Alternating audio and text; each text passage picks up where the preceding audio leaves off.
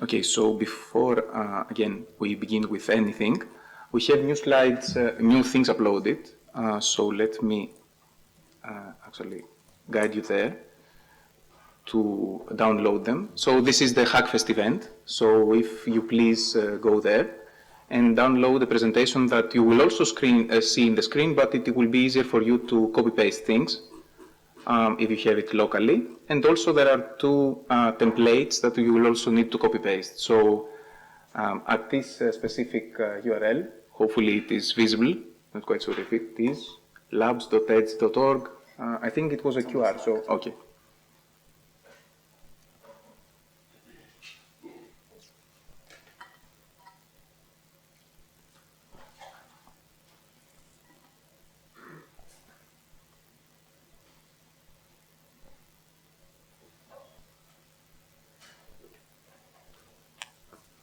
And the resources that you would like to see is that you have to scroll a bit down, and it is on the files. You put it in files. Okay.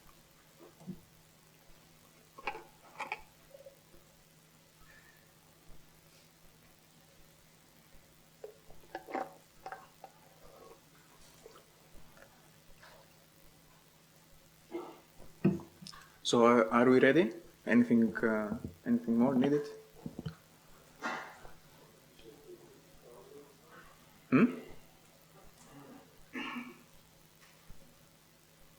So everyone downloaded them? Yes. Okay, I will wait a bit.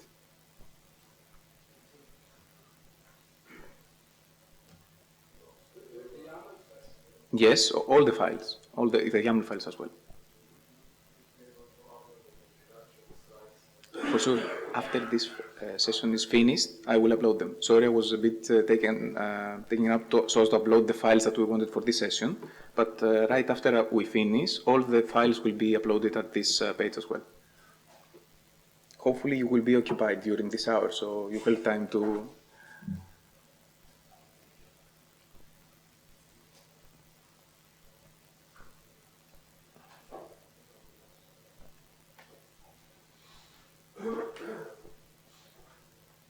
Okay, are we ready now? Okay, seems we are. Okay, so let's go back to the slides.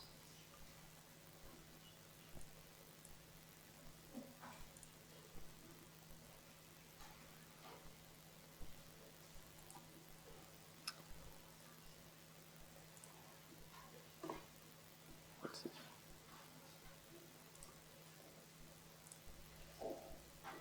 What's happening here? Beginning? Yeah, but still. Still. Why is that? But try. It's okay.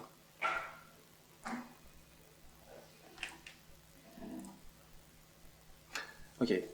So welcome to the hands-on session. For this, we'll have to log in to the portal that we have provided. So this is the portal, and these are the credentials that you will use. So as not to try to confuse ourselves, let's appoint some numbers to people so as to everyone can have its own number. So can we have from the first, starting from the first row, can we have again the participants? So for the first, let's start row by row because you see, you are quite scarce. So for the first row again, okay, 1. Yes, okay. It could do that. So you're the one. Okay, for the second row, what about you? Who will participate? Okay, 2 and 3. Third row, 4, 5, 6. Wait. Okay, the upper floor, the upper row. Okay, so 7, 8, 9, 10, 11, 12, 13, 14, 15, 16, 17, right? Okay, more? You missed it? 18. Next row, 19, 20, 21, 22, 23, 24. That's it? Missed anything? Okay, so use your number and log in at this portal. You can have, you are also having the slides, so in parallel you can use them if you want. If you're not seeing this or you have any difficulties copying things, because we will copy some texts, please do refer.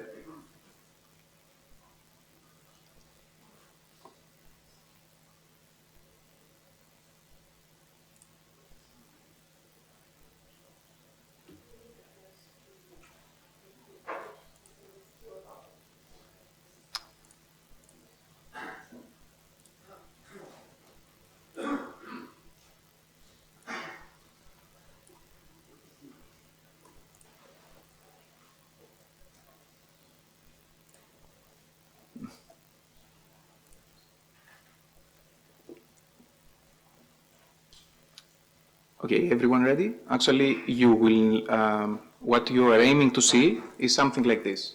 Actually, services, okay? You have logged in most probably, and you, supposedly you are seeing your username here.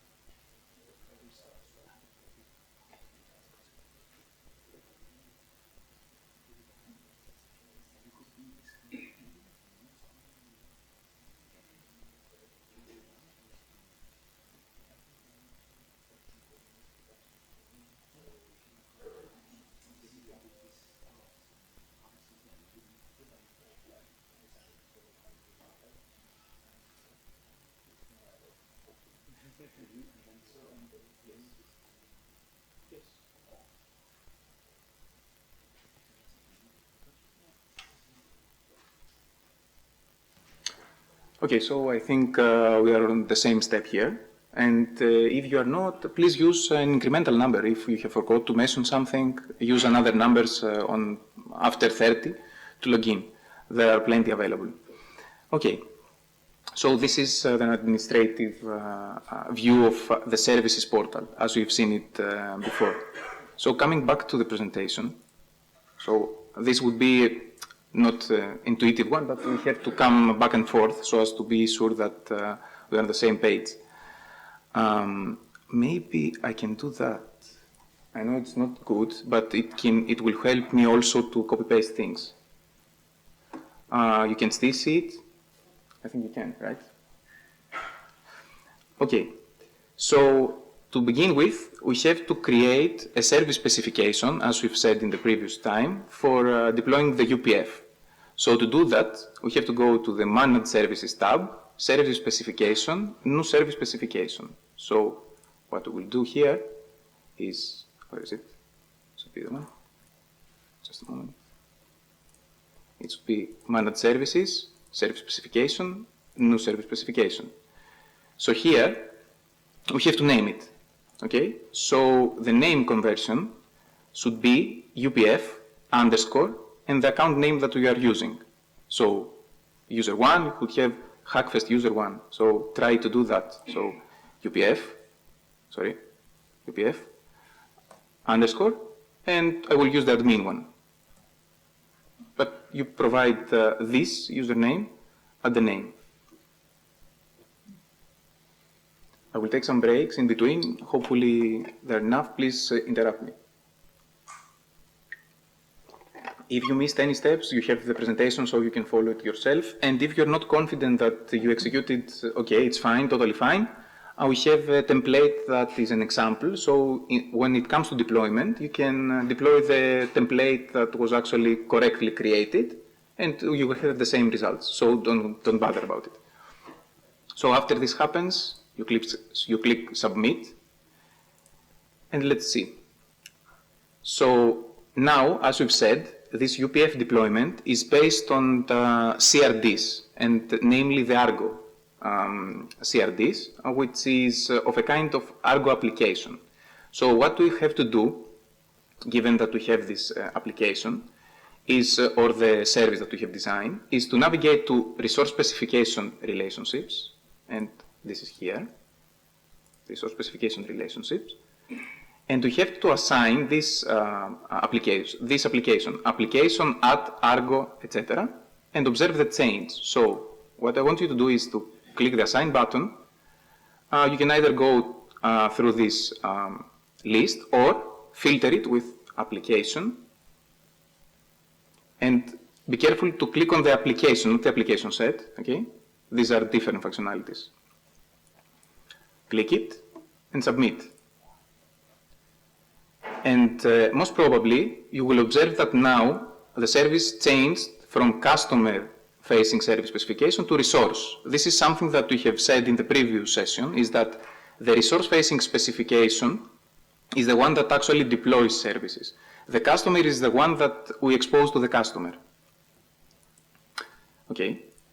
So now we instructed OpenSlice that this service is deployable through CRDs.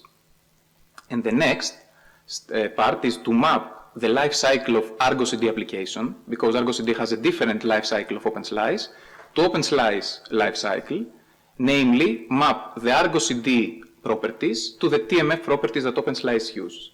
So for this, we have to navigate to Service Specification Characteristics tab, and this is the one. You will observe here several characteristics that they came into play when you actually mapped this service to be an Argo CD application. So for this, we have to change several characteristics here. Unfortunately, the screen is not coping well, at least the resolution of that. So we have to change the CR underscore check field. So this characteristic will signify, where is it? Here. And you have to go there. Hopefully in your screens you won't have this. You click on edit, sorry, let me do that again. So this is the check field, okay? Edit button. And you can see that you can edit the properties of this characteristic. So what we want to do is to place a value here of status dot health dot status. So this, actually you can paste it, but beware of spaces, okay? So what this does is it shows to OpenSlice that the, let's say, the Argo lifecycle status will be found at this point of the resulting JSON. So the JSON that we get from Argo CD when the application is deployed, it has this property status health status, which will provide us the Argo CD application status. So this is that. You will observe the change here on the value in your applications as well. And you have to do the same for the rest of them. So CR check val available. So we map the available state of TMF to specific Argo CD status, which is healthy. So when the Argo CD application is healthy, then the resource will be on the available side on OpenSlice. Submit. Okay. We do the same for the result.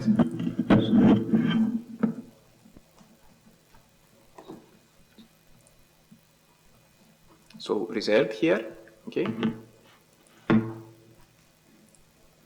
This would be the progressing. So when the Argo CD application is progressing, the status is reserved in OpenSlice. The same goes with standby, okay. So standby here, yes?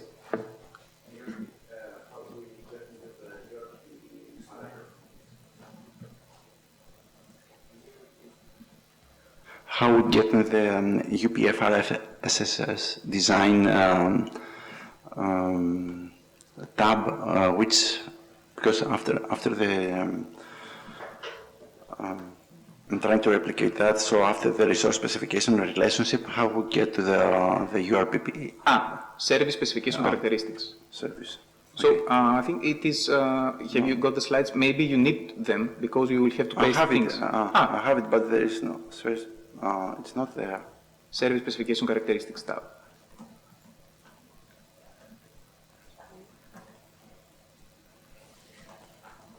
Okay? It's not, yeah, thank you, but it's not in the slide, the deck, slides deck. But you have to, okay. Okay. So on this slide you cannot see it? Yeah. Okay. Anyway, so I think we are going a bit slowly, so you can catch up with us, I guess, right? So let's change the standby characteristic also. So this is standby.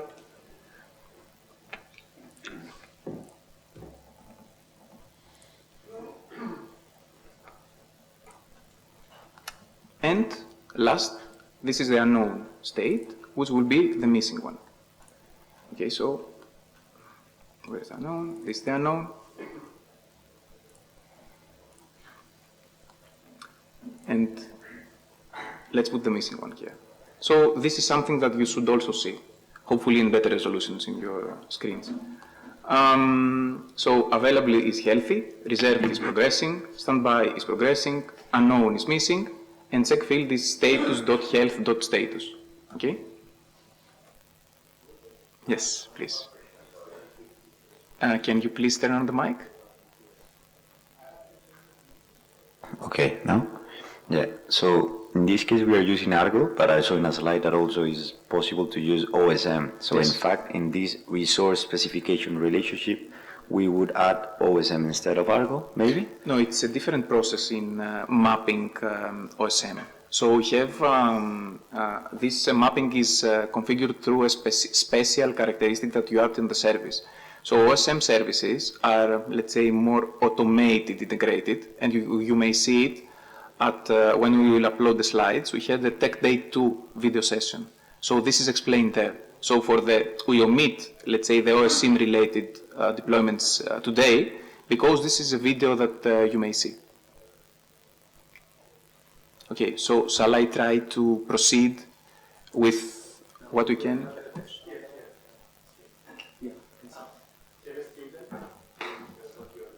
Okay.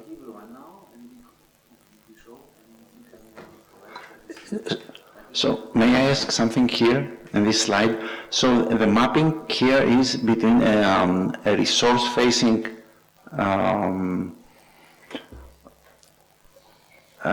attribute status to this one here. We're doing a mapping between a resource-facing Just attribute. because I think resource phasing maybe it's a bit. This is the slide, okay? Maybe this is a bit confusing for some of you. So let's forget it. No, I'm trying to build on that. Yeah. Okay. So Here we're doing a mapping between a resource-facing attribute to a user-basing attribute. no. Actually, we have Argo CD application, okay, that will be deployed. So this application has a life cycle status. Let's say healthy, progressing, etc. This status is not the one that TMF use and ToppelSlice use eventually. So for this, we have to do this mapping. So we provide which field will be checked, so we can get the Argo CD status. Okay, this is the status.health.status. The designer should know it. And then we say that the resource is available in TMF world and OpenSlice world when the Argo CD status is healthy. When it is progressing, it is on reserved, etc., etc. So we map Argo world with TMF world here. And the resource-facing service is the TMF world. So we have to map these two worlds. Okay, so let's explain. My humble, let's say, proposal is before that to have, let's say, in the deck of slides, okay? Because this, you're going to have one deck of slides to say that we're doing the mapping between this world, and these are, let's say, the steps behind. So, but you may take it or not. No. So what are we going to see now? Just to explain now, okay? Hang on. We have now here somebody sitting who wants to also set up the service, okay? Okay. Following your steps. But what we thought is we show his screen here on the right side, so we see that we can all follow together what you're doing, seeing also the problems which there are, and you can help, and Christos, they can help if there's a question. Okay. So you can show, you can say what to do, but he will be doing it on his own, okay? Okay. So we need to understand now in which state he is, where he This is. state. Okay? Yeah, You're on this state. So the thing is, so if you see here, I created the application argo Wait. and Okay. submitted. So Okay. now it's here. It says resource-facing service specification, and then the next thing I did was I went to Wait. This is the step, okay? This is the step. There? On the left. yes, the extreme left Okay. slide. So, this is what you will need to do to proceed. This, okay? Map the lives. Service So I go specification to- characteristics, okay? Service spec.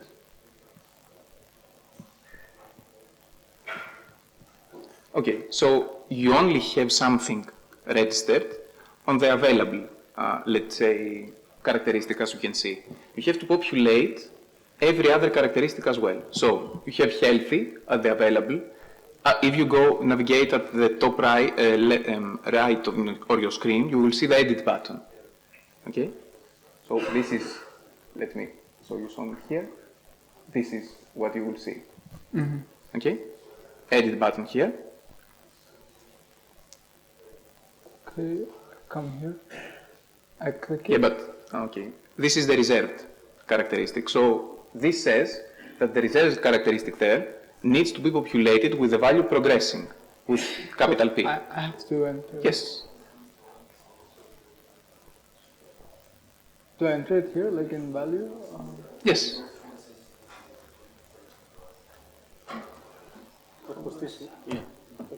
And then submit. Yes.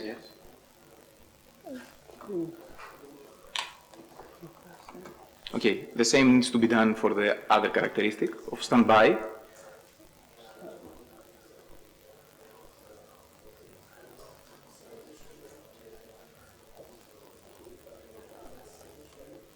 Progressing. Set standby unknown.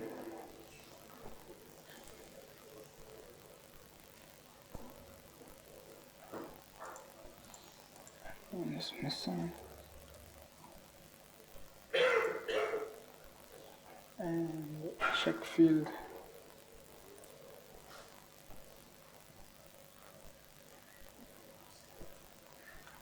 Status, health status. Okay, so the others are That's- as they seem that's there, already there. okay? Missing and status, health status. So everyone would see something like this as well. Again, available, reserved, standby, missing, unknown, sorry, and check field. So I think we are on the same page here. Yeah. This is for everyone. So this is the time to have any objections. Are we on the same page? Okay, great. So let's move to the next slide. Okay? Now, be aware, again, double check, that you should be on this service specification designer screen. So you will see here, edit design of the name of the service that you have actually created and the resource facing service specification. Okay? Are we all here at the screen? Yes. Not the resource specification design. We have to have service specification design. If you see resource, this is an error, and you will have to do it again. Okay? Service all? Okay. So, for this, as the slide says, actually, where is the slide? I have to see it right here. It says that you have to create a new characteristic. The ones that you already did, please omit it. Create new characteristic. So, you can see my screen here, and student screen there, or participant screen there, and new characteristic, okay, great, and you name it under this name. You can copy it from the slides if you don't want to create any problems. There are slides that most probably you have it open, and if you go at this slide, you will have it.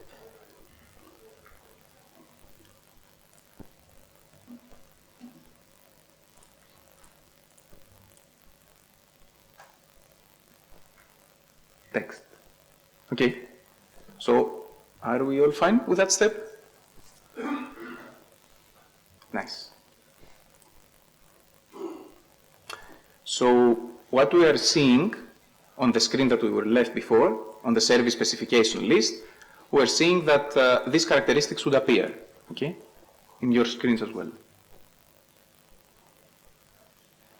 And it does, okay? 3 from the bottom, great. So, is it safe to proceed? Okay, I think we are catching up. I mean, we are getting to the point that we have left. So, what we have to do now, again, is to map the template of the instantiation of this service so as OpenSlice can know to inject it towards Argo CD, okay? For this, again, you have been prompted to download some files at the beginning of this tutorial, and the file that we are interested in is the UPF template. So at the UPF.yaml. Okay. Is this the UPF? Yes, this is the UPF. Okay. So you just copy it and let it be. It's the last thing copied. Okay. So let's not go through the template again. We have to create the rule that will be injected, the logic that will inject this specification before the service is being instantiated. And for this, as it says, we have to navigate at this sidebar to the lifecycle rules. Okay? And we have to create a rule. Now, for the ones that have already created the rule, most probably you have to click it. And we will continue from the point that we were. Most probably you have the CR spec and the text, okay? Just click it again. Yes? Hello, Kostis. A question about the rule. The slides say about UPF location, but I think we have UPF IP. Is this the one? No, this is the slide. No. I am a few slides forward. Okay, when we reach to this point, I will ask again. Okay. So this is what you will see, most probably, okay? This is the screen. You have to see.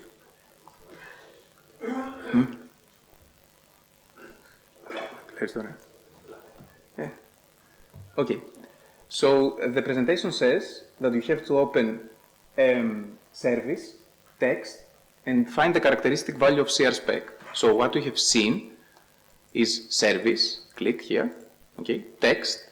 So you searching in the text values, the text type of the service characteristics, and these blocks are actually to provide the value, and these blocks, as you can see, is to set a value. So you have to go down a bit.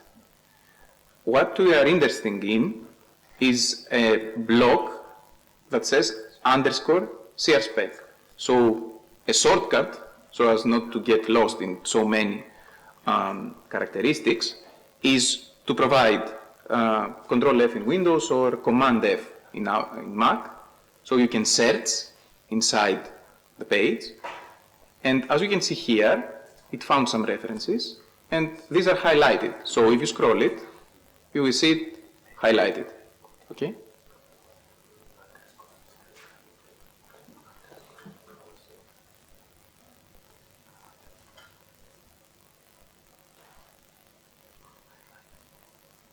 It's highlight all, and just scroll down and you will find it.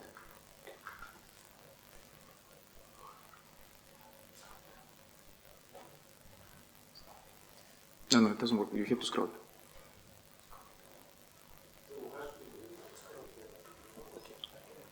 So we have to go to _CR or _UPF? No, _CR _spec.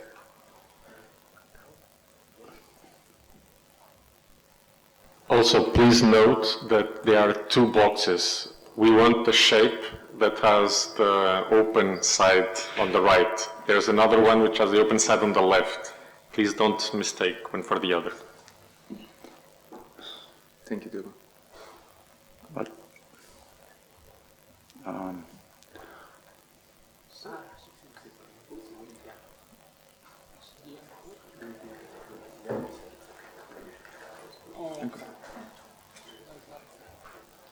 Oh, this means output. Yeah, this is.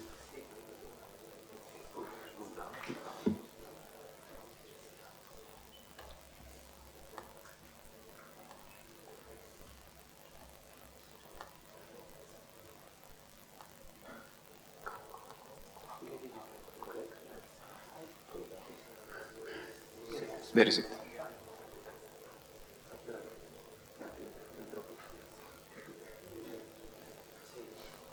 Okay, so this is what we would like to see, okay? So with this, we are prompting the rule to say that before installation of the service, you will change this specific characteristic of the service. And this characteristic is the one responsible to deploy things on the ArcOCD, okay, through grids. Okay, so we say that this characteristic now need to acquire some values, okay? And for that, we will use the text formatted input block. So for this, we'll go here, text, and formatted input. My LCM doesn't find this underscore CR underscore spec. I'm in the service. This one. Sorry.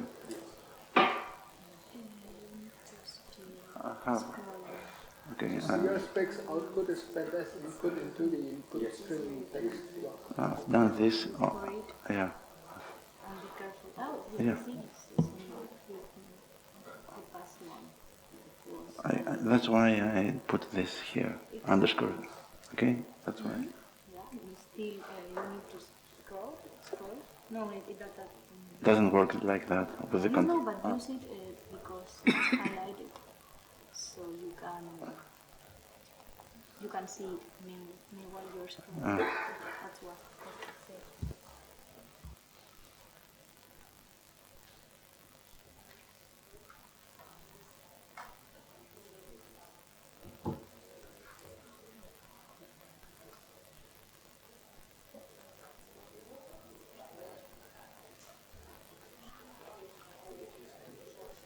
So let's proceed.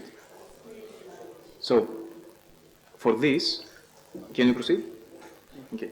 So we are saying from the text, okay, and this block here, we are saying that the CR spec characteristic will have the value that we provide here with some variable that's provided at this block, okay? So what the presentation said at the left is that we will use the text multi-line. I'm not sure I can see it, but what we would need to have is the text multi-line input, which is this one. Text and multi-line input.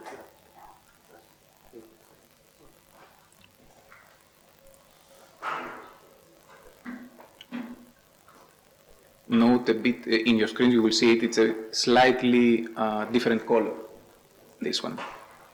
Okay? Nice. And then you paste what you have copied. So the UPF template. Please verify that it is all there. Okay? Great. And we have, let me quit it. Okay? And we have some placeholders that you have to change, or actually not you, the rule itself. So the one change is that we would like to change the destination namespace of the order because you will simultaneously order it. So it has to be in different namespace to have isolations. So for that, we prompt the rule that this will be a variable here that will change dynamically. So this annotation is the typical that Java uses, which is annotation of percentance and S. And S. So this means that this part of the, let's say, of the text will be changed by the variable that we will provide. Okay? So this is the one that we will need to do. Okay? Again, try not to get to involve many spaces in it, and find another placeholder in the service order template that we can do the same. Okay? So the screen, maybe the instructor screen is the one, and this is the delegate screen. Okay? So most probably you will see something first here, and then you shall see it there.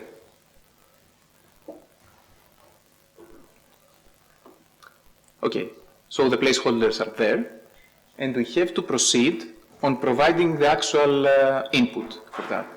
And for this, as the slides prompt, is to go to the where is it?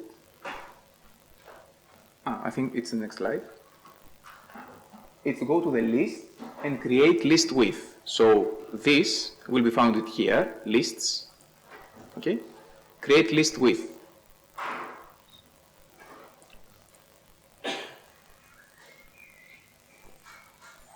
And you attach it at the variables connector. Okay?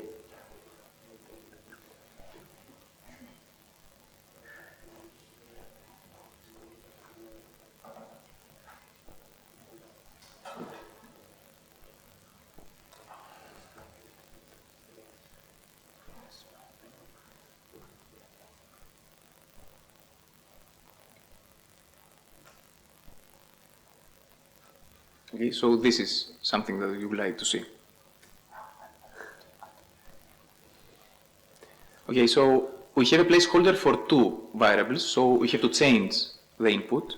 And what you will need to do as it prompts is click the gear button and you remove one. And by remove you can drag and drop, that removes two, for example, if you don't take the last, or delete.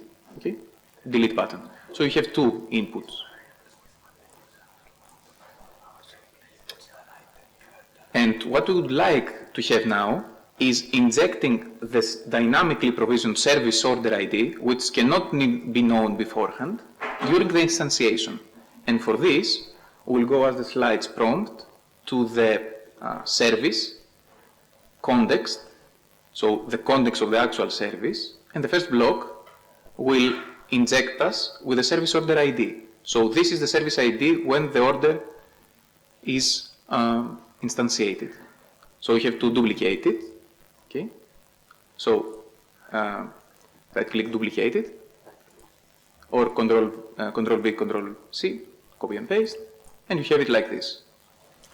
Sorry, Cassis, can you drag another time the same block also? What? You can also drag the second time. Yes, of course, of course. Just remember. Yes, yes, sure. So yes, you can context and this one. Okay. Okay, so I would expect that we are all on this step. So good thing is that no, we haven't actually done with this, and I think we are coming to the other question now. So this is the first rule. Okay. So the first rule aims that the UPF now is the UPF service before it is instantiated will provide us will provide the template with the dynamic service order ID. Okay, so next slide. We have, as we've said, to provide a rule that will be injected or will be instantiated after the service is active, so as to provide us with the UPF deployment IP. Okay, once it is known in Kubernetes. So what we have to do is to navigate to the LCM rule tab again. Most probably we are here from the previous, and create a new rule. Bear in mind that this new rule now, it's not a pre-provisioned one, but it is rather an after activation. Okay?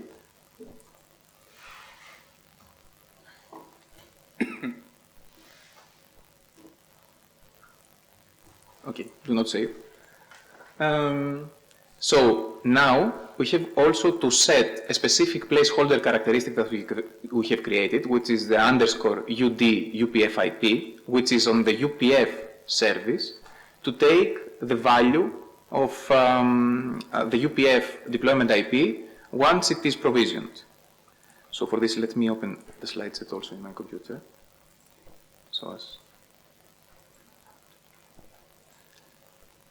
Okay, so for that, you will follow the slides on the left. You have to go to the service, okay, text, so text characteristic, and find once again the _UD _UPF IP. So again, you can search it, okay. So there are two references, as they should, and when you scroll down, on the set, let's say, blocks, not these are the get blocks, get value,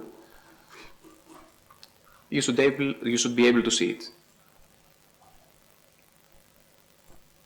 This is, no, this is the get. You have to be like this, set.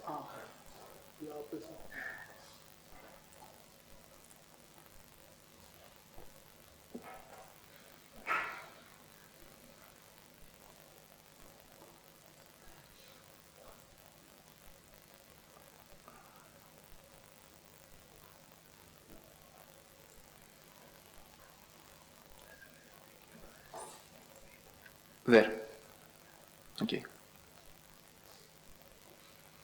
Okay, so to continue, we have actually here to extract the value from the returned answer from the Argo CD application. So this is something that it's not intuitive currently, but as a service designer, you should be able to know it. So you will see it after the deployment how this does happen. So in essence, when this service is deployed, we will expect to have a characteristic that it will return us the UPF deployment IP. So follow me and we will try to explain as we go. So what we would like to do is try to get a block that extracts a specific value out of a JSON. So for this we will find it at operations, generic, and this block, the fourth block. Extract the value from a JSON. Okay? And we put it at this connector. All set? Yes? I lost this step, the first one, using UPF IP, so how to drag, from where to drag this. Okay, this should be on the service text. This is a long list, as you know.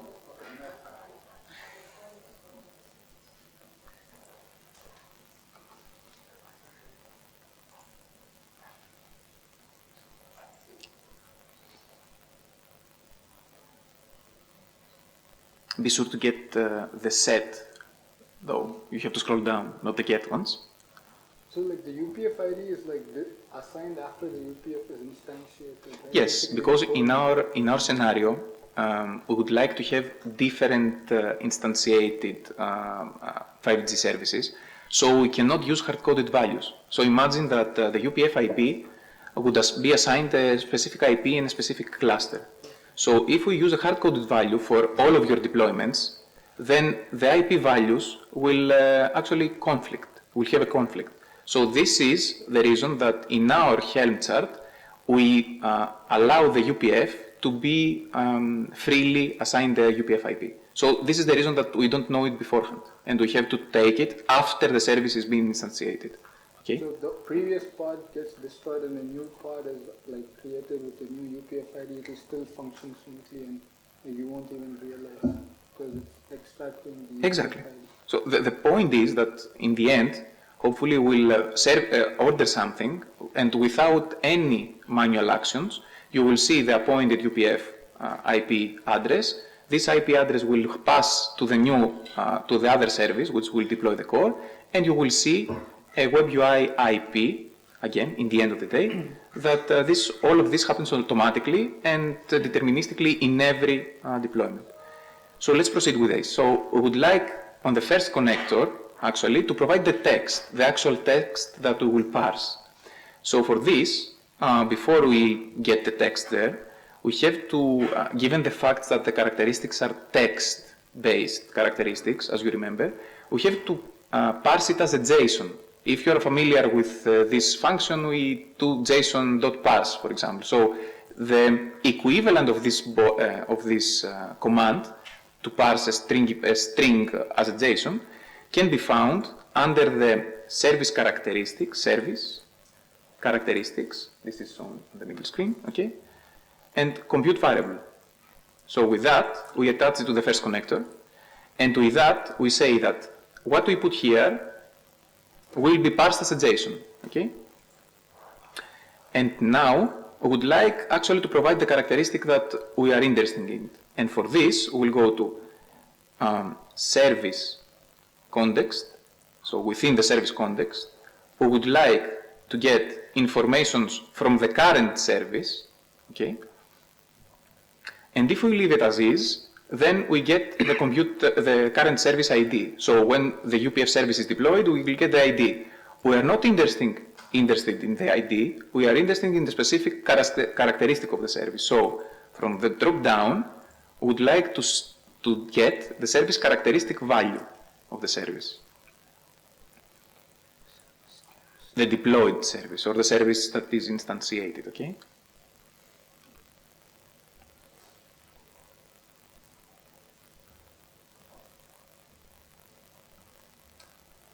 And as you can see, there is an empty space for which characteristic shall we parse, okay? And for this, you would expect, or the service designer would expect, to find it on a specific characteristic that will be exposed after the deployment of the service. So to provide this name, you have to go to the text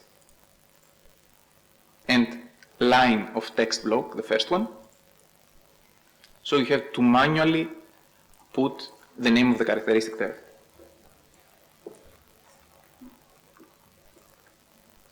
Okay, to avoid any issues, the most safe scenario would be to copy it from the PowerPoint itself. So here, service with capital S, okay, if you want to type it, please be aware of this, service.upf1.json, okay. So this is a notation that the orchestrator actually keeps, and it is, let's say, this is the kind of the resource that you are interested with, and you are familiar with Kubernetes. The deployment IPs will be found at the resources of type service, and then from this resource, we are interested in the service with name UPF1, which is the service that we provided in the template, and this is seen as JSON, okay? So this is the name. So if you are interested in the config map, of course you will alter the first part of this, and you paste it. Please be aware of spaces, okay? As you can see, no spaces are here. And from this part, we will also, now that we have parsed the JSON, we would like to parse a specific value within the JSON, okay? And for this, we have to provide which value is it. So again, with text, we have this block again, so as to input which is the path of this, okay? And we copy again from the presentation the status.loadbalancer.ingress0IP. So this is the path within the JSON, which is quite intuitive for the Kubernetes engineer, so as to, if he or she wants to find an ingress IP of an appointed service. So it will find it at this JSON at status, load balancer properties, ingress at the first, let's say, point of the array, .ip. Do we need the $sign? Yes, the dollar, actually, which I forgot, perfect catch. Actually, no, it,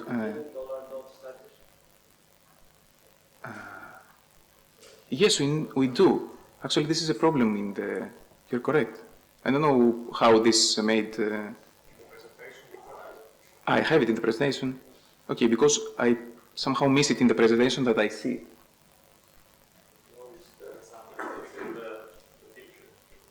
Okay, so this is perfect catch. This is a problem that we have to correct. So at this, you would expect, I think you are talking about this, if you paste it, this thing, add a dollar and a dot before it.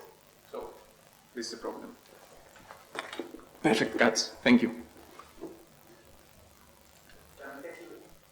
Can I take you a bit back, because I'd like to ask here in the presentation where you say that populate the UPF deployment IP placeholder after the service is active. You mean from the previous step we have the save, not active? So I'll take you back a bit. In the first line of this slide, that this is what we're going to do, or it is a previous step? No, it's not an action that we have to do. It's what this LCM lifecycle management rule will do. Okay. So the rule will populate the placeholder that we have created in the previous step with the deployment IP after the service is active. So this bullet is a goal, let's say. Okay. Okay, are we on the same page all? Okay, so this is regarding UPF. So click elsewhere here and save. So all of you would have two rules here, pre-provision and after activation, normally. Okay, so we capture the whole thing with UPF. That was it regarding UPF. Of course, we have to do the same, not the same exactly, but we have to do an equivalent task for the core. So hopefully now you are more familiar with it. So we'll, let's say, take some time off of it.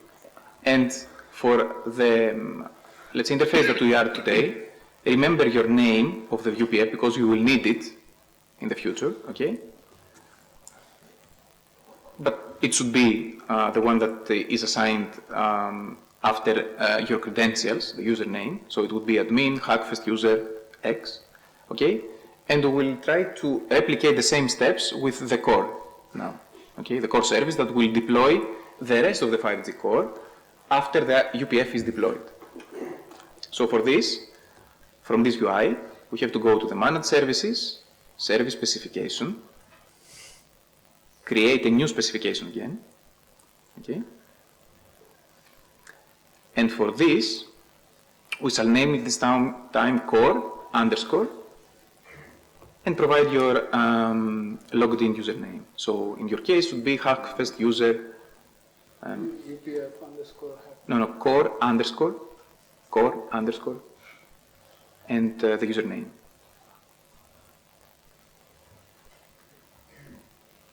It shouldn't be admin for you. It should be something Hackfest. Hackfest user.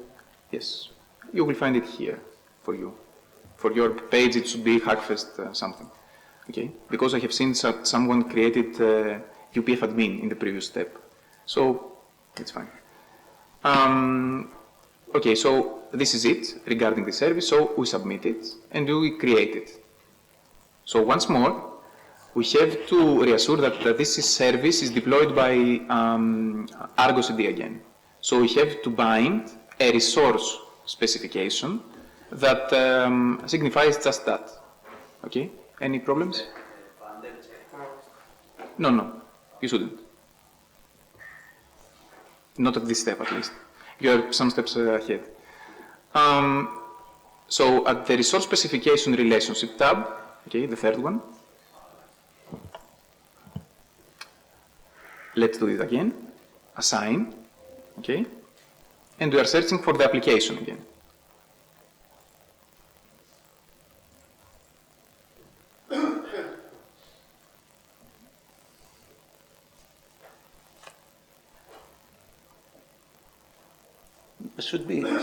Shouldn't have something like a core here. What? Because you deploy a core. Previously, in the previous slide, you deployed the core. Is it correct? Yes. So here should be the core or not? Actually, something happened again, but this I will fix it. I'm not sure what about the core, what you're meaning. We have this. So we are deploying the core as the service is named out after this. But regarding the resource that actually deploys the service, it's the same. It's the same Argo CD application. So both the UPF and the core is deployed by the same resource. So this is the reason that we don't change it. What do you find here as a resource? The resource is What I'm trying to say is from the, let's say, education point of view, you use the same word for two different, either in two different domains or in two different aspects. Okay, so you mean here resource, maybe you mean a Kubernetes resource, or you mean something different, or a resource. Let's repeat it from the bottom. Okay. Yeah. So we have Kubernetes resources. Okay. A Kubernetes resource is a CRD. Okay. Custom resource definition. When CRIDs, which is the respective components that of OpenSlice that needs to map the resources towards OpenSlice models, gets this resource from the Kubernetes resource, and maps it towards a resource specification or a resource recipe, if I may call it, at OpenSlice. So the CRD at Kubernetes is a resource specification at OpenSlice. So this is something that we would like here to input, as you can see, resource specification.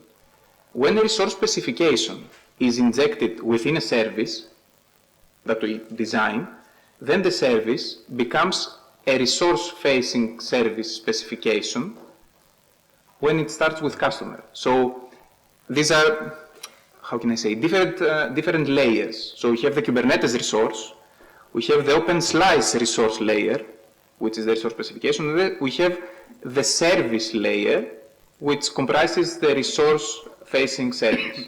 Okay? There are multi-layers of things. Yes, but I mean, maybe it's somehow difficult to follow, but these are the model of TMF. I know it's a bit counterintuitive, most probably.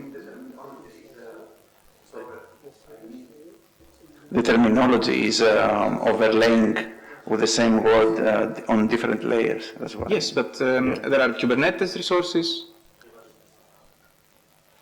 Yes, okay. So on the bottom we have Kubernetes resources, as you can see. I'm not sure if this is the correct slide. Currently we are on the top layer. Yeah. To specify things, Yeah. to design things. So we are on that layer. On the resource specification, I don't have a pointer Okay. to see where it is. It was on the slides. These slides are on the resource. Yeah. So in this tutorial we are working on the service specification, okay? And now we are designing this one, the resource specification facing service, because we need to map them to resources there, to Kubernetes operators. The application, which is an Argo application, you need to be mapped to a resource specification. This is what was this. We are up here now. Okay. This is the resource facing service specification. Sorry, it's this one. Sorry. Okay. It was pointing wrong. Sorry. Okay, so we are designing this one. The resource here is the application that we have problem. Yeah, this is the Argo. Okay. When these are the operators in the Kubernetes cluster. Okay. The application operator of Argo is one operator, correct? This is a resource. This is called an operator in Kubernetes. So we mark this as a resource specification of OpenSlice. This is actually, it's a resource specification. It's an abstract model. And what Kostis shows today is that we design a resource-facing service specification, a UPF, for a specific instantiation of that. Okay? And then later on we will expose it to customers to order. The rest of the layer is what will happen if we will today try to make an orchestration. But we focus on that in this area. I know the technology is a little bit, Kubernetes measures everything. I mean, even in Kubernetes, this is a custom resource definition, and then you create custom resources. Yeah. So imagine it's a specification and the resource. The abstract model is a specification, but we need to map this, and this is how it is mapped. It's a resource specification. Okay. Okay. Thank you. Sorry for the interruption. No, it's okay. Maybe it's Okay, so I think we're left with mapping again this service with resources, okay? The resource specification. So what we would like to do is again assign, okay? And find application from this list and assign it.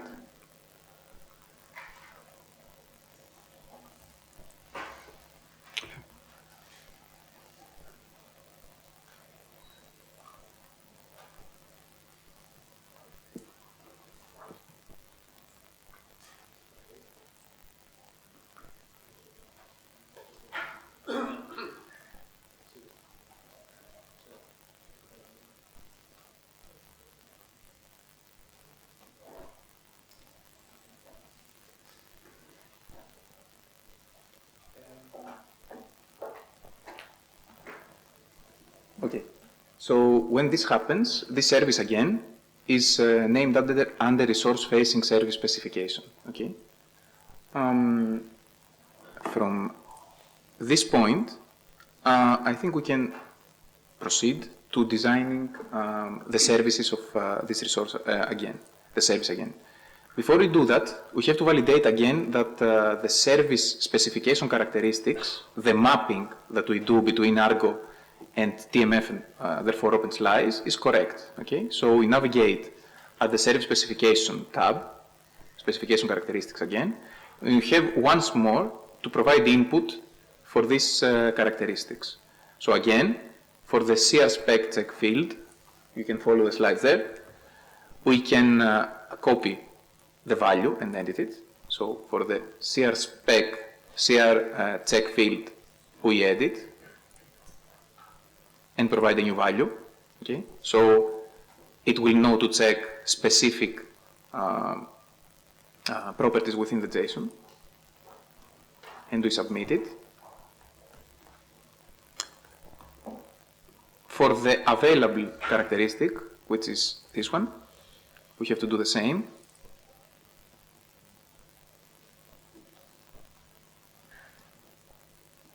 Not alarm, available, okay.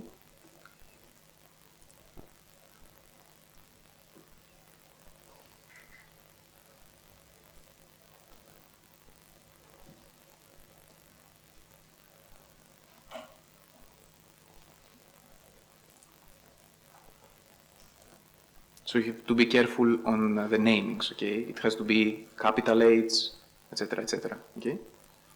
Or if you are in status, the previous one, okay? So the available characteristic will have a value of healthy.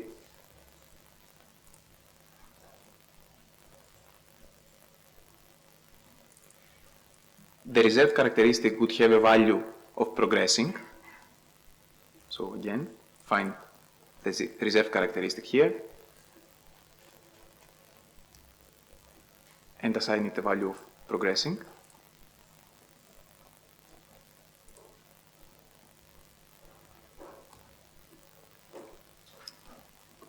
The standby characteristic should have a value of progressing as well.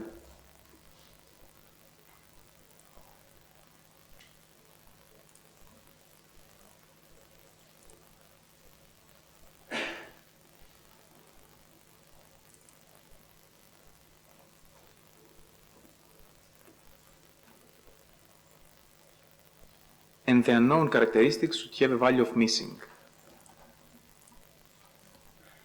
So again, with this we mapped, we had to do that. We mapped again the service state of, or the state of the deployment in Argo with TMF, okay? Are we done with this step?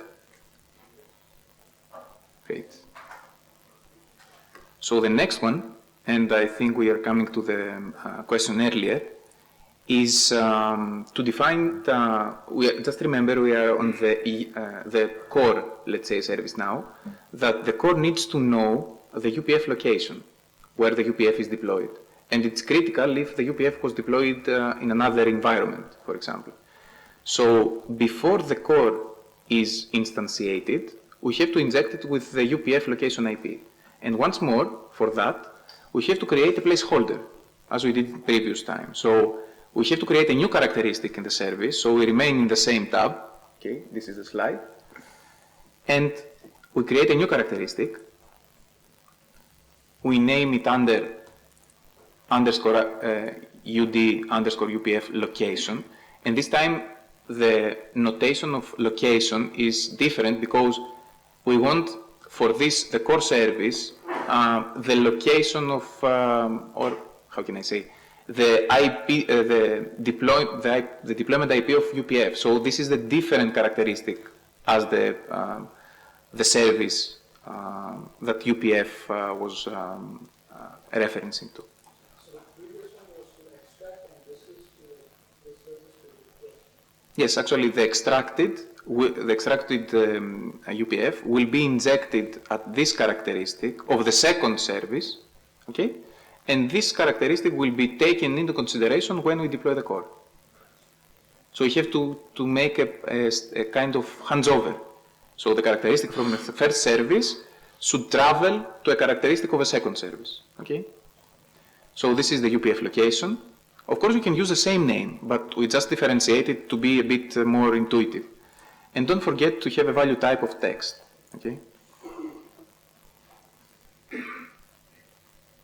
We can click configurable if you want to. So what configurable does is lets the user to configure this characteristic manually. This will be an automated deployment, so this is an optional, let's say, step. So you can either leave it blank or have it clicked as well. Okay.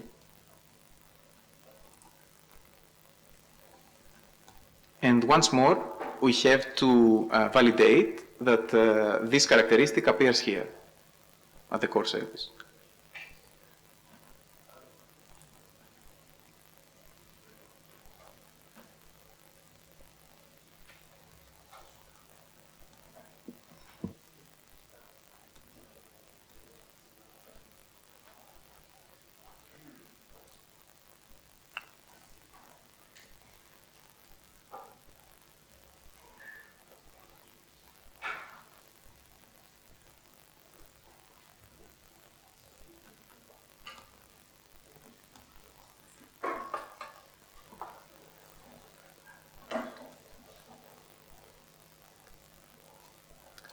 So the next slides will create us the rule that provides the template, the instantiation template of the core, okay?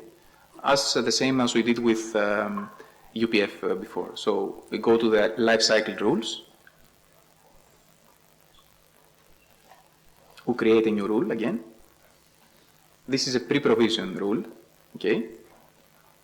And to have actually to again find the CR spec block as we did in the past presentation. So this can be found at the service, okay, text, the text characteristics of the service, and again CR spec block, underscore CR spec, okay? So you can again filter it if you want to.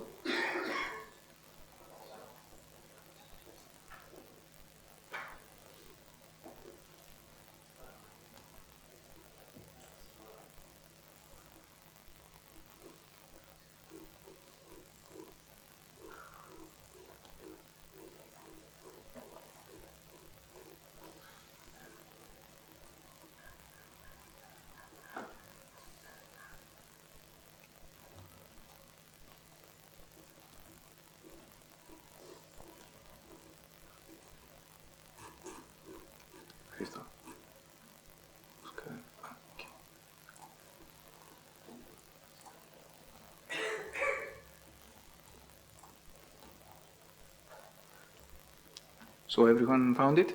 Are we fine? Okay. And then again, we have to provide the text that this characteristic will be populated from. But again, we have to provide a list of variables. So again, we'll have to go to the text and the formatted text block, as you can see here.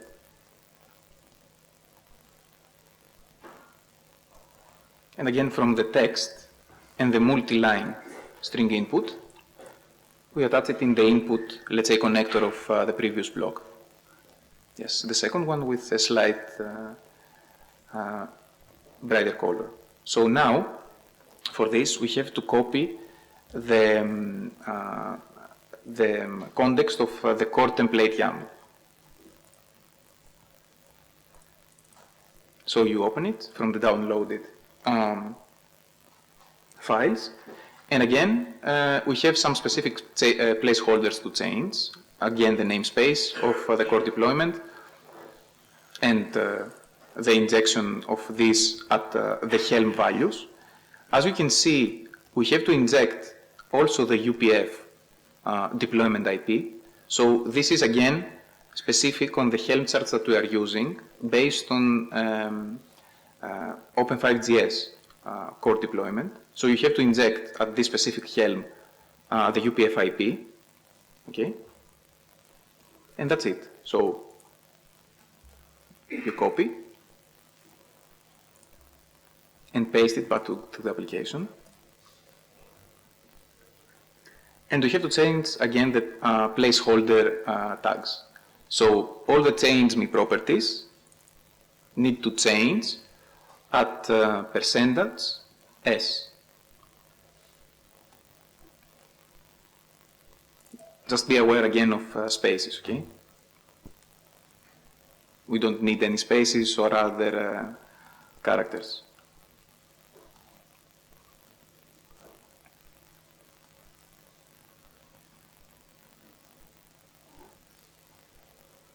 So there are three, okay, on that. So we are fine with the template. And now we have to change, once we've changed these things, we have to provide the actual list of the variables from the service order ID and plus the UPF location characteristic. So for this, following the slides there, we have to create a list of variables, again, going to lists, create list with, and we attach it in the variables connector. And currently, we have to inject it in the, let's say, placeholders within the template with a specific order. So first, we want to populate the namespace, okay, as you can see. Second, we have to populate the UPF address here. And third, we have also, again, to populate the order ID.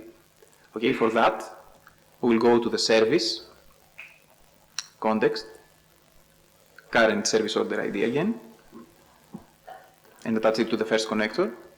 We do the same again for the third connector. Okay, service, context, and this one, third connector.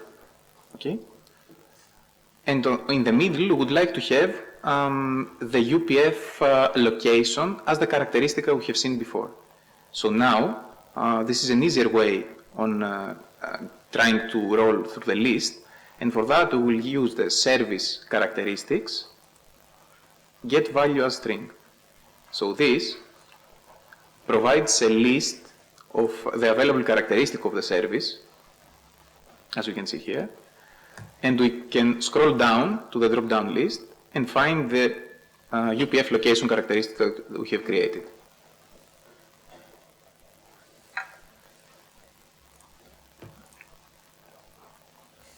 Okay, are we set? Okay.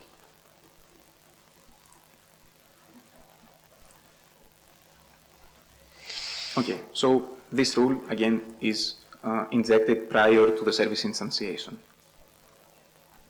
Let's move to the final step, which is the design, bear with me with the terminology, of the customer-facing service specification.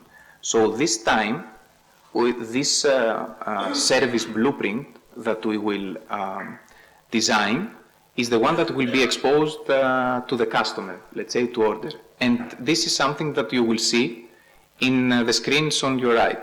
So the customer-facing service is the 5G connectivity one, the one that the user sees, that will eventually order it.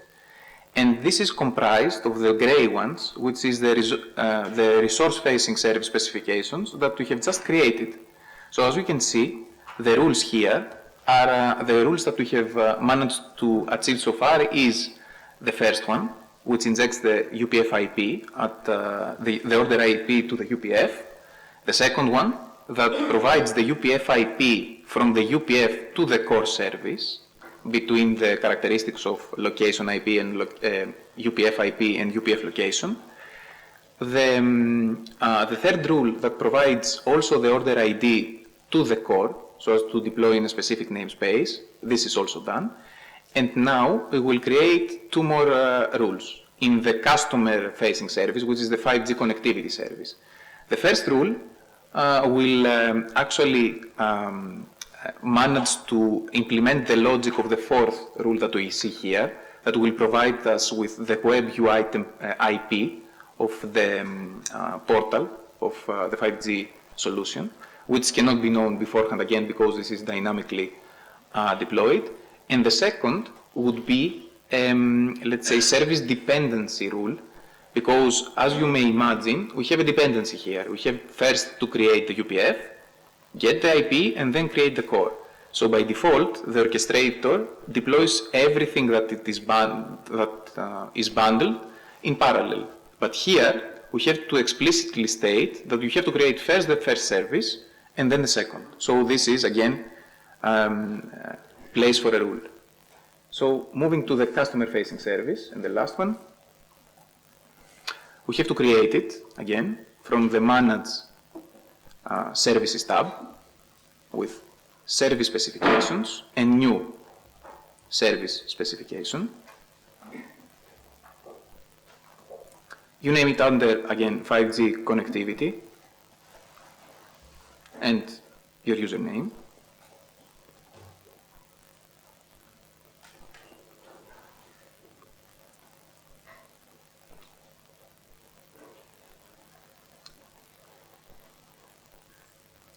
Okay. Your own username actually is easy. It will be easier for us to differentiate between the design services. This is the reason that you have to put the username. And this time, we select it as a bundle because, as you saw, this service is a bundle of other two services. Okay, so we submit it as a bundle. Please note that this service now is not related to any deployment resource or anything like that. It just references two services that are actually deploying things. So for this, we will change the service specification relationship now. So we'll go to the second tab, which is named under the service specification relationship. And here, we have to assign the two services. Exactly. So now this is the place to assign things. The problem is, I think I can see some people moved forward. The problem is that if you didn't follow the notation of the naming, then you couldn't know which service is yours. So this is a problem. Hopefully, you did follow that. So we know that the whole Hackfest user service, for example, is at user 18. So what you have to do now is to try to find your service. There are many, many services here. And you have to find the UPF of your specific username. So we are finding at UPF underscore your username, and the same for the core.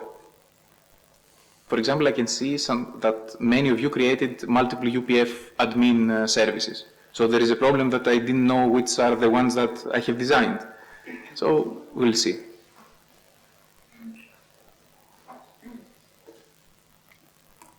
Let's pick something for random here.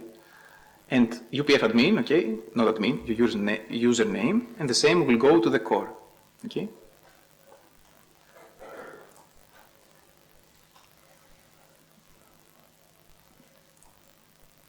So you should see something like this.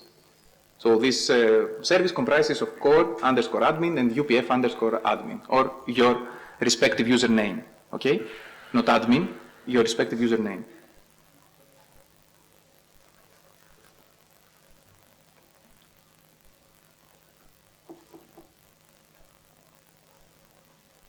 You can filter it if you want to not to find it. I mean, you can or Hackfest user and no, this is wrong. This is okay.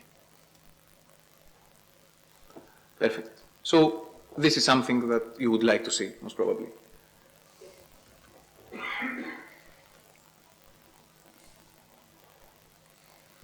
Okay. We have to create a placeholder again that the user now will see the 5G web UI. So we go to the service specification characteristics, as you can see here, and we create a placeholder.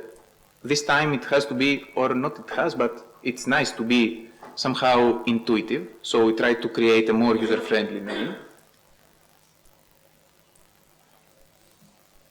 5G Core Web Access UI, for example. And again, this should be of a value type text.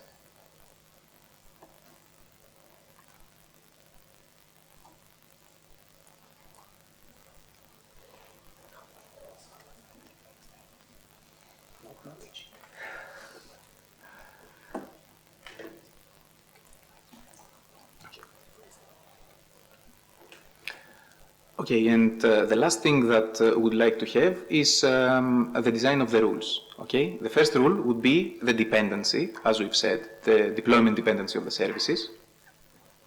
So lifecycle rules, create new service. The service is named under creation type, so you may see it at the slides. So this is the last or pre-last slide, so this is a quite complex one, or in terms of blocks, not in terms of logic. So what we would like to have is a creation rule from the lifecycle phase, as you can see here. And we start with getting, let's say, the UPF IP as a variable. The creation rule runs during the whole life, the delivery of the service, and it runs in a specific interval until all the services of the service bundle that we have created are created. So this rule will run in a specific interval until the service order or the services are being delivered. So this is the only rule that runs in an interval. So we know that this will run some couple of times for sure, and eventually will provide us, when ready, the web UI IP. So for this, we have to create a text. We go to the text here. We have create string variable. We may rename it from the drop-down, rename variable, to the UPF IP. The name is just a convention, it doesn't matter, because this is a rule internal, okay? And what we would like to have at this rule that runs in an interval is that eventually, from the service of UPF, if you remember, we will get the UPF deployment IP after this is deployed. So what we would like to have here is that at this variable, we would like to inject the IP once it's there. So we go to the service, context, relationships, I would say. So this goes to the related service of this service refs, okay? And from the service UPF ~ Hackfest user, etc., you get this block. Not the core, the UPF, okay? It may be on a different, the UPF can be first in your selection, but you have to get the UPF admin. And once you do that, you change again the ID to the service characteristic value. We remember, because we have just designed it from the drop down here, service characteristic value. We have just designed that this IP will be extracted from a characteristic that it's named _UD _UPF _IP. So we can just paste it as it is on the presentation. And for this, we have to add a block from text and text block here that will allow us to capture this characteristic. And also, don't rush it here, as you've seen. You have to be aware that you don't have to allow spaces in there, okay? If you paste it. Because this is a different characteristic. This is a characteristic with a space.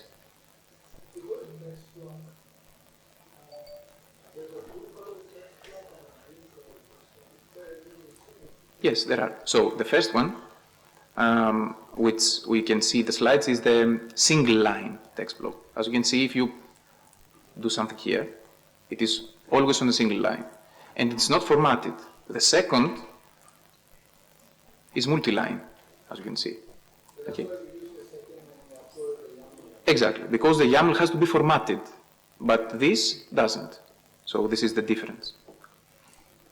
Okay, now we have to create a block that actually instructs the second service to be created only if a specific phase or only if a specific if statement is true. So for this, we have to go to the service, relationship again, service refs, and create ref service.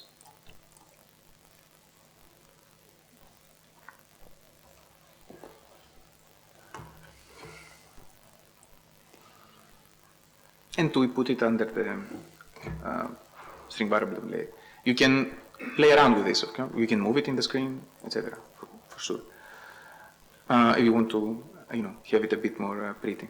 So for the service ref again, service relationship, service refs again, we have to select the core underscore Hackfest, etc. service. So now we are instructing this block that this service will be executed if this block has a true statement. Okay, the core underscore. Okay, not the UPF. So the if statement should should state that this will start if this variable that we get here is not empty. So for this, we go to the logic block. So logic thing. We get the not first. We put it here. Okay. Then we get on the logic again. We get the block that compares strings and put it after not. And now you have to compare two strings. Okay, the first string would be the value of this variable that is updated as we go through the service. And the variable can be taken from the text block and this block here. So we get it in the text here, text, not this text. So the first text is in the context of the service. Now we don't care about the service anymore.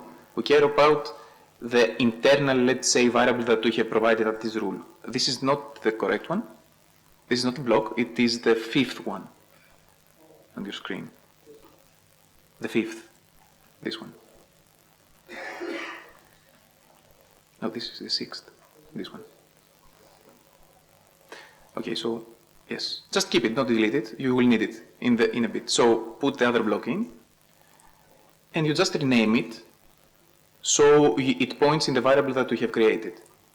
Okay, so this gets the value of this variable, and then we have to check about null value, and the easiest way is to get to the text and compare it with a block that is actually null. Okay, so you put it in the second connector here. Not this connector, on the second point of the equal, let's say, comparison. Okay. And for the last thing, we shall pass some characteristics at the service when this is instantiated. And the characteristic that we shall pass, if you remember, is the UPF location. So for that, we have to instantiate the service if this statement is true, passing specific characteristics. Okay? So from the list, you get a list and you delete the not needed items. Here, 2 items are not needed.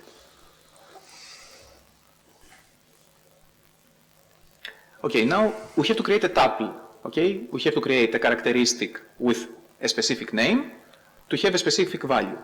For this, we have to go to the text again. And no, it's not in the text. Wait. It is on the service relationships, service refs. Okay? And this is the last block. Service relationships, service refs, the last block. And we attach it in the create list. So with that, we can inject the characteristic that we want. So something that instead of creating new blocks each time from this catalog, you can just copy paste them, okay, or duplicate them, if you have seen. For example, we need this empty block, so we can duplicate it or get it from here again. So we provide it here, and we say that the underscore UPF location, just bear in mind that this is not from the first service, this is for the second service. So it was UPF location, this time the name, should be populated with a specific value that we will provide. Again, beware of spaces.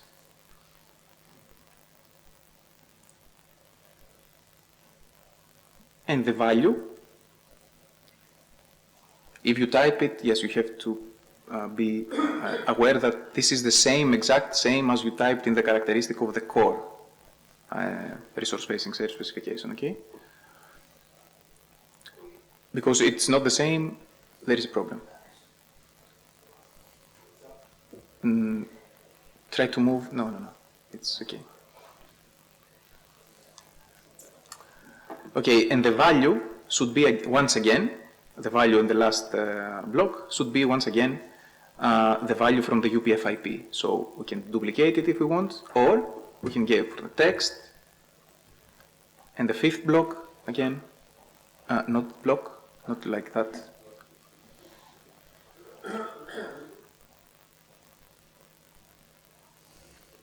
So text, here, the fifth block. This one. And UPF IP.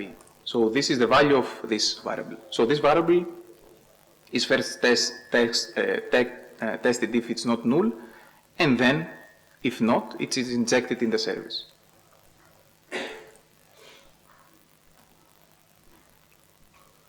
And we click on save. Yes.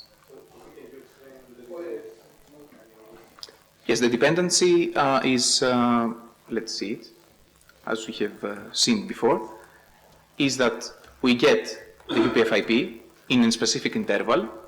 So this is refreshed, and eventually this will have the UPF IP from the first service. And this block will create the second service only if this variable is not empty. So when this has a value, then the second service will be created, the core underscore Hackfest, etc., with a list of the characteristics that we would like. So this service would expecting a UPF location characteristic to pass, and this is something that we serve it. Okay? And we have one more, and this is the last one.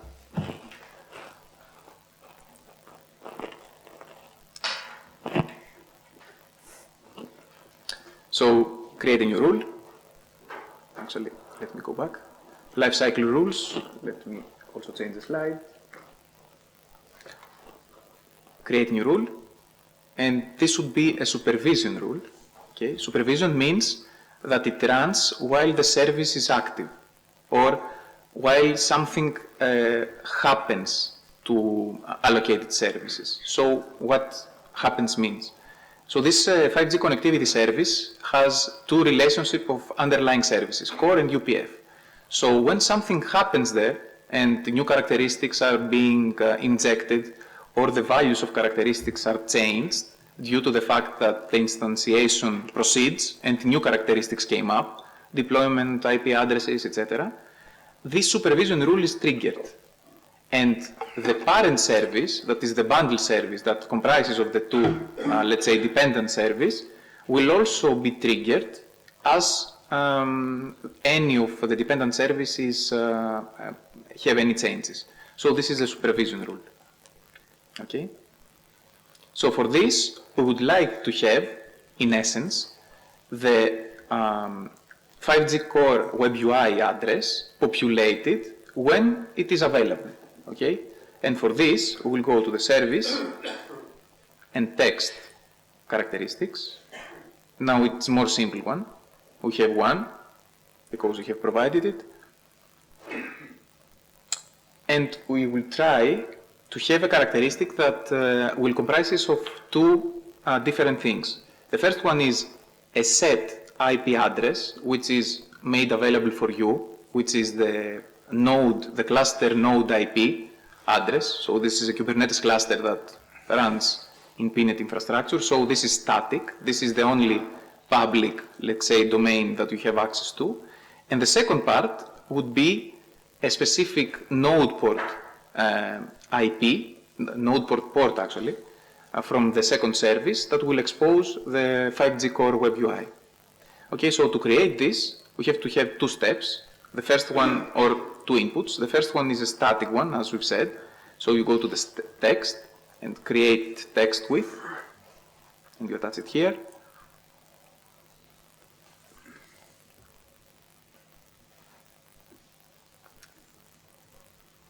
text, again, and single line block on the first connector. So this is the static, let's say, part of the IP address, which is publicly accessible. So it should be on the presentation, 150, 140, 195, 200, and you have to put also the notation of this thing. So this actually means that the web UI will be found at this specific IP address at the specific port. Okay, the port cannot be known, so this is the reason that we create this rule. Okay. Yes, so this is the first static part of the IP address. This is the public access. And for the second part, we have to again parse a JSON, as you remember, and we can do that by operations, generic, and the fourth block.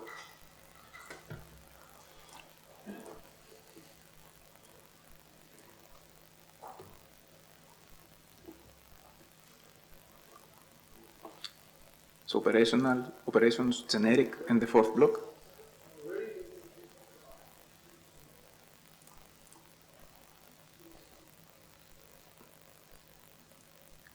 Okay, and we have to go for the service characteristics, compute variable again. So we parse a stringified JSON as a JSON, let's say. And again, we will go where to find it from. We'll find it at the service, relationships, service refs, UPF again, not the core, UPF. So service UPF underscore Hackfest should be. And we find this on a specific characteristic, okay? Service characteristic value. Oh, yes, you are correct.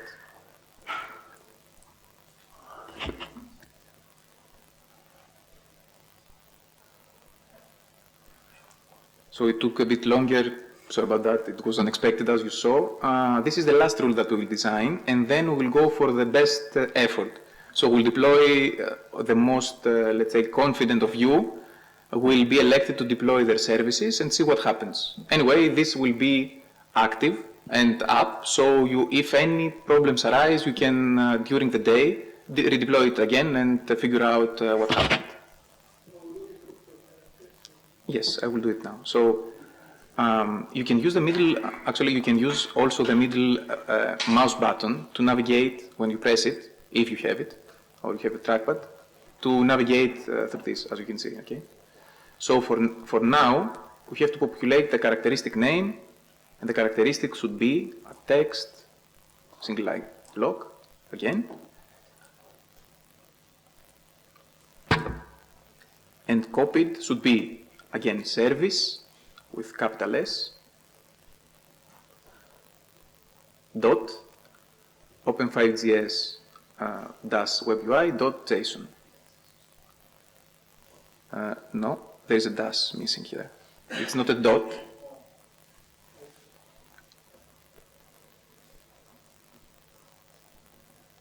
Okay. So this is the reason that it is easier to copy it. And the last part is that from this JSON, that which is a service JSON that has the open 5GS web UI, we want to get a specific attribute. So again, with the text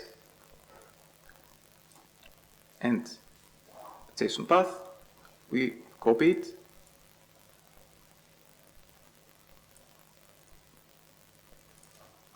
And now it's not missed, so it's a dollar dot spec dot ports 0 dot node port.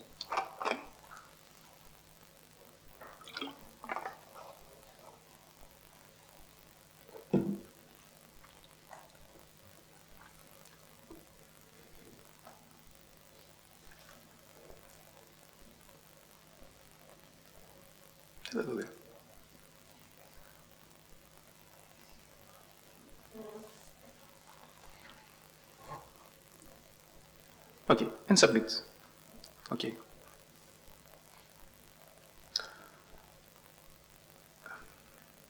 Okay, so that's it, eventually. Now it's a matter of actually so to coordinate this. It's better if I may schedule what services are exposed, okay? So you can see, so bear with me at this screen. So not to try to do it all together. So what we will have to do now, as you see in the slides, is to expose it. So what we expect to see is these services exposed here, okay? For example, you can see some. What? Yes, the home page is by this, and services, and service marketplace. Sorry, maybe it was too fast.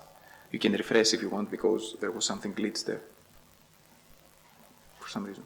Anyway, so for this, we have to create a new category here, okay? So the category that will be created can be found here. Let me do that. Do not do that. So I will create a new category, okay? I will name it under Hackfest.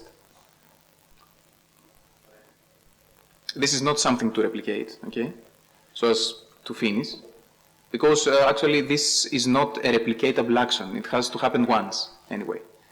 And here, we can assign which of the specifications we would like to expose, the ones that we have designed, we would like to expose to the public. So now I would like the 10th of the 10 of most confident participants here to name me their Hackfest names, so we can assign them there. So any volunteers? Shall we start with? Okay, not. Okay, let me start with the Hackfest user 1. Where is it? Shouldn't be 1 here. Yes. So many. This should be the one. Okay. Anyone else? Number 5. Number 5.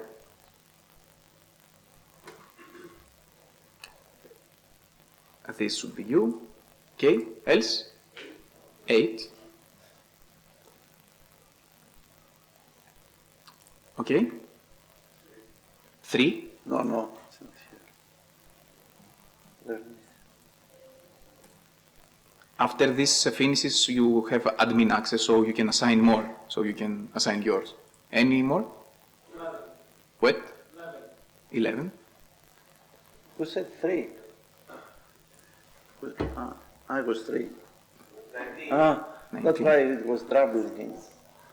We're adding the same. Come on. Else? Much confidence arise there. Okay. 18? Okay. I think what's another? Okay, they're closing the cap. Okay, so anything else? I think we have one more. Okay. You can do it afterwards. I mean, it will be there.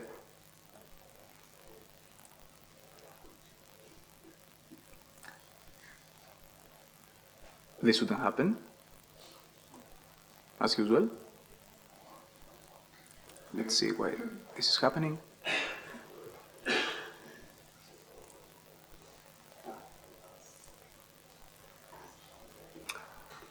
Let's try to, actually I will keep these. Let me delete some things. No. Let me delete more things. More. This is not good. Okay, let's see. Why is that?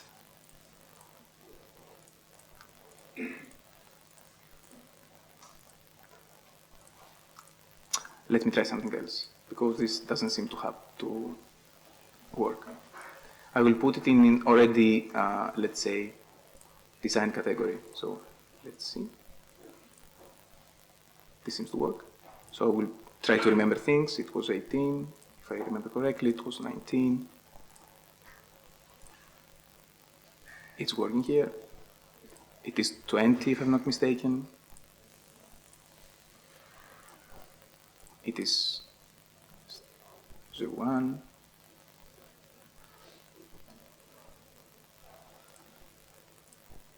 Okay. More, please. 3. It was. More? This wasn't before. And for sure, no. Okay. I'm just kidding. Any more? 11? More? 8? Okay, and once more. One more. 12. Sorry for the ones that were missed out. The first experiment didn't work. So what we expect to do now is for the user, if not the admin user, the simple user, but let's proceed with the admin so as to finish, to order some services. Typically, the user can see only its own ordered services, but here we have an admin user, so we can see everyone. So the user shall browse the catalogs, and you will see some services here. Okay. So let's begin with this service. Yes. Something. Should the customer-facing, let's say, portal, whatever it is, the IP and the port should be different for each one or not?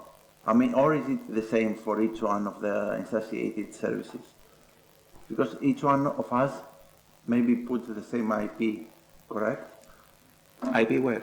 I mean, all the services. in the last phase of the bundling, we had the UI where okay. the IP is, say, it should be the same. It given should the be the fact same that for each one of us. Yes, because the difference there was the second, let's say, block. So the first IP was the same port number. because it is IP and the cluster that is provided by PNet. So it is a node at a cluster. So this is static. Everything will be deployed there. So the IP of the node is static. The only thing that changed, if you saw it, is the port number. Yeah. Exactly. So the port number is different for each and every deployment. So the access is the same, but the port number is different. So the port number is generated dynamically in the... Yes. You will see it. Yeah. When we proceed and deploy things, you will see it. So let's start with the service. Hopefully this was designed correctly.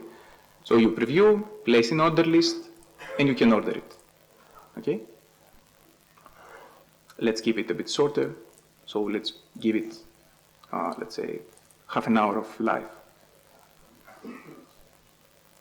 So you just here say when it starts and when it finishes. Okay? Order service. And typically, the user shall see it by a UI here that says my service orders. The admin has access to everything, and the admin is the one that will instantiate the order at the end of the day, passing the feasibility check. So the admin could see the issued service orders, okay? Can view them. So this is the service order that we are speaking of. Can see that it comprises of an order item with a name of the order, okay? And now it can be propped to instantiate. And for this, we have to change the state from initial to acknowledged. And that's it. So from that, the state is changed now, and it's a matter of orchestration to do its magic and provides us the IP address. So from this state, we do we don't do anything. So let me deploy other services as well as we speak, so as to be sure that something will run. So what we expect to do, this is the UI that I was showing you. This is the Ergo CD UI. So we expect here, eventually, when the order is being processed and it's not yet started, let's say, see? So the state was changed in progress by the orchestrator, and hopefully here you will see, oops, this was a mistaken one. So it terminated before it started for some reason.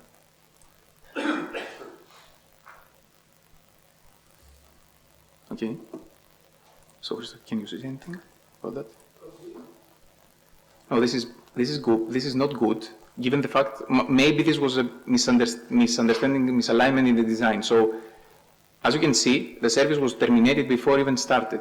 So I'm not quite sure what happened here. Let's not debug it. Try to instantiate more services. So something will run eventually.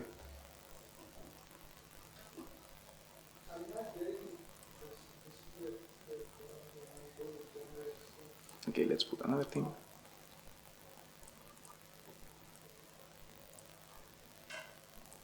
So we'll order some services, and eventually something will work. Okay.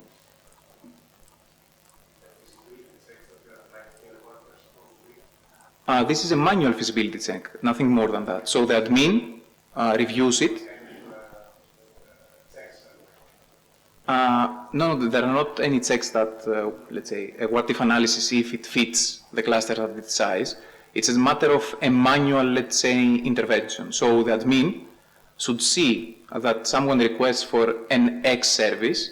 It can review every characteristic that this user actually applied to the service, and then it acknowledges the service, changing the state, so this can be orchestrated. So after this, the acknowledged state services are handed over to the orchestrator, so to proceed. And this is the reason that this is changed in progress. So orchestrator grabs it and changes it in progress, meaning that it starts its deployment.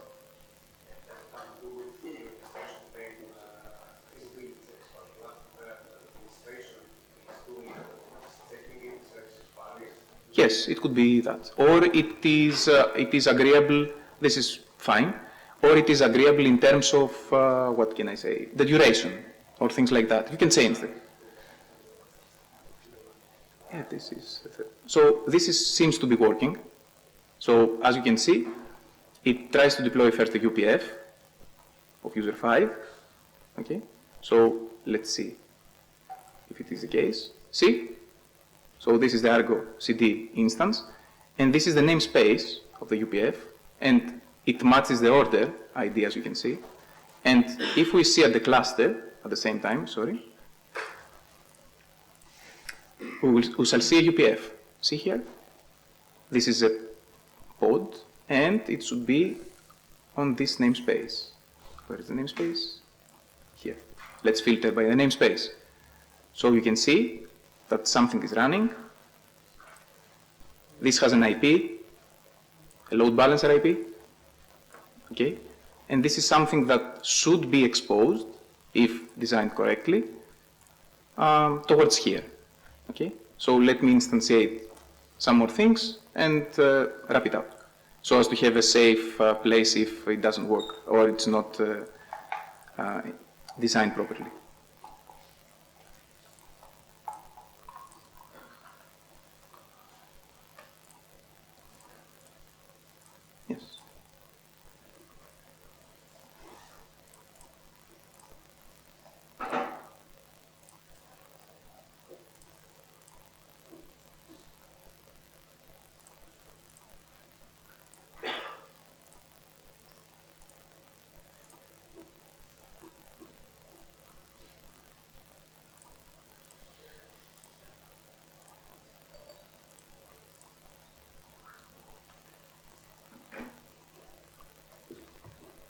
I can see someone took the liberty to instantiate things more. So let's see what happens here.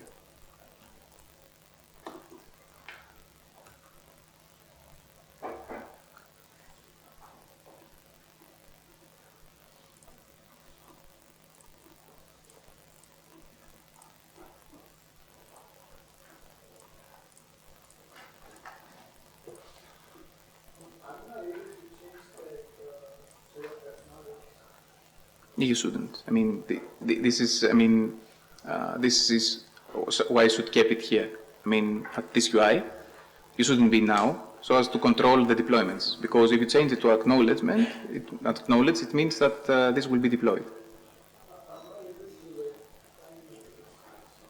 As you can see, many things are also instantiating. Most probably, this is something that this was changed from here.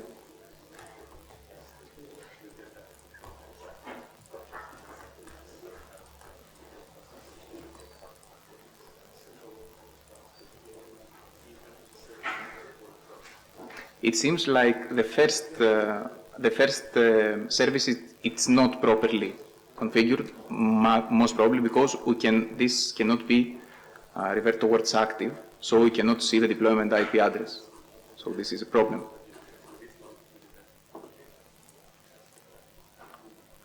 So this is the reason that I deployed many things more.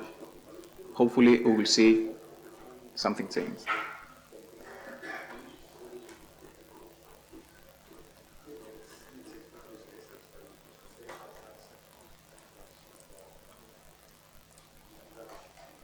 So these things that are deploying now,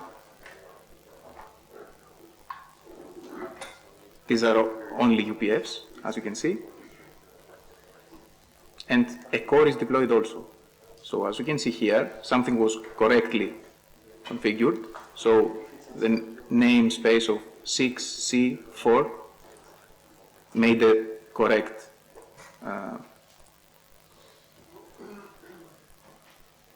deployment, which is this one. And as you can see, the UPF is active, so it should be here somewhere.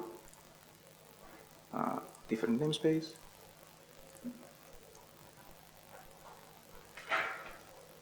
Is it 6? No, this is the first one. 6C40. And as you can see, it also deployed the rest of the core. So the UPF here has a load balancer IP of 72. This can be shown here at a characteristic. Should be UD, UPF IP, see? And this should be passed at the core. And you can see it. UPF location. It should pass, but it didn't, as it seems. But yeah, I mean, the point that we had to head the majority of the major focus, I think it was a bit rushed, so some things were missed. Hopefully we will see some of the deployments. No need to deploy more things. From the actual deployments that you are seeing here, the completed ones at least, you will be able to see most probably some IP addresses. So this is the one.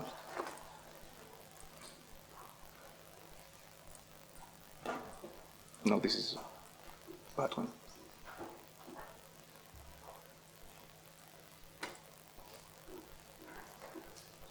Okay, I think in terms of, I would be very much, I mean, I will want to show you something, but the problem is that I think we run extremely out of time.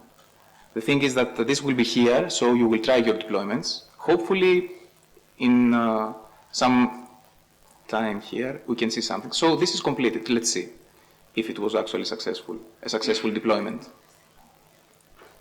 And it is. So as we can see here, good job at Hackfest user 8. You can see at the customer-facing service that it was active. You can see that this IP address was populated by the static part, as you have seen, and the node port, which is actual, it's a variable.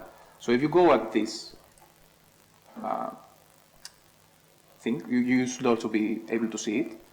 You can log in the web UI of Open5GS, which is the typical password, which is admin, and 1423.